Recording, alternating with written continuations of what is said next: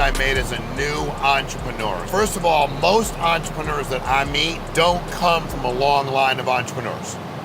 It's weird, right? A lot of times you find people that didn't have anything, watched mom and dad, grandma, grandpa, aunt, and uncle bust their ass to support them, and said, I respect the hell out of you for doing that, but there's a better way that will allow us to have control and I'll make my own money. The mistakes I made early on. Number one, I didn't understand the power of investing back in my business and myself. I had some trepidation.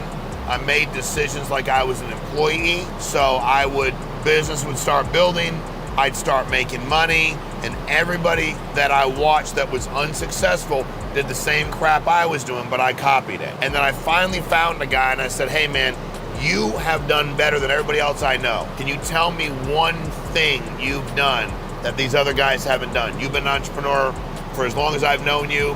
He's probably 30 years older than me. And he said, I invested everything back in my business. I wasn't profitable for 4 years. He said, but I paid my bills, did what I had to do. But after 4 years, it grew exponentially. I outspent, I out-invested.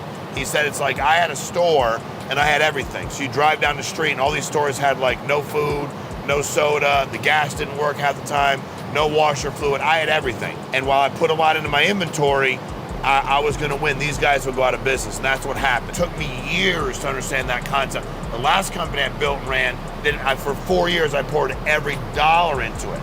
If 400 grand came in a week, 399,000 went back into it. That's how we built it so fast. Number two is I didn't make a decision early enough to limit all of my contact. I had to move on not only from the people I talked to, but the people that I employed when I really wasn't successful. I had to find real adults that were real focused on working their asses off, had a good mindset, and saw what I was trying to build. So before, I think I always wanted to build something massive, but the people around me were like mini anchors. They kept dragging me down and dragging me down and dragging me down. And I didn't notice it, but they weren't bought in the way I was. So I started going like, hey, tonight we'll do a meeting at whatever time, say it was 6 o'clock.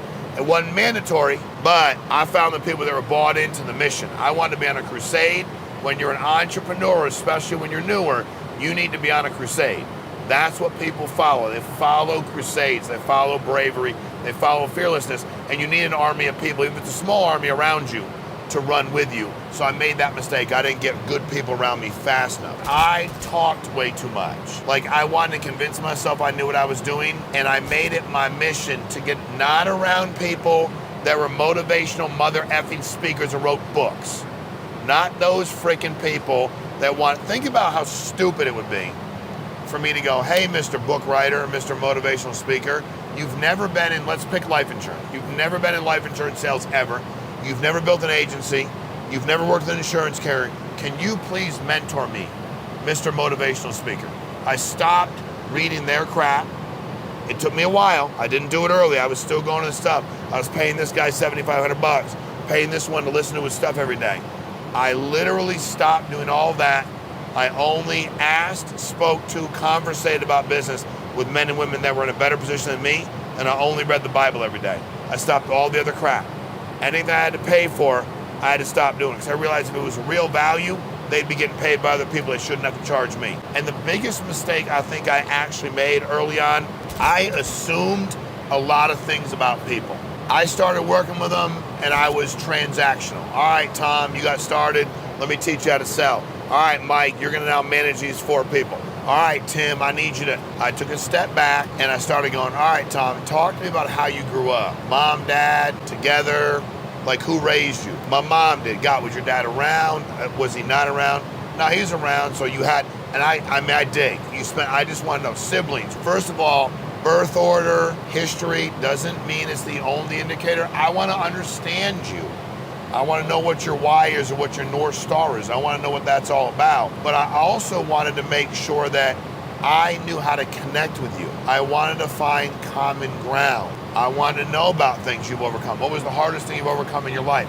I started having real adult conversations with people, and the people I was around, I was talking to a guy the other day, I love the guy, and my buddy's like, man, he's such a great guy, I know him really well, and I said, man, what a great dad he is. And he's like, what do you mean? I go, well, they adopted a special needs child, and like, child really needs a lot of support. And when he travels, his wife has a hard time because the boy's older and he can be physical and like they're trying to help. And he's like, oh, I didn't know that. I go, well, you never asked him. Like, you never asked. I'll sit with people and I'll say, where'd you work at before this? I worked wherever. This delivery company. I worked at this furniture store. And I'll go, do they know more about you or do I know more about you and I've known you for 30 minutes? 9 out of 10 times I go, dude, you know more about me. Nobody ever asked me anything about me. People love to talk about themselves. And they should, by the way. And you should love to learn about them. That's the intriguing part about being a successful entrepreneur. The most amazing thing, in my opinion, is all the life stories you get to have shared with you. And those are precious, man. And that's how you build armies. That's how you create movements. That's what a crusade's all about. Men and women that know about each other, similarly situated, know what they share, what they don't share, have a common North Star, and go out there and kick ass together. So those are some mistakes I made that you need to avoid. You need to avoid them fast. I can't take no loss.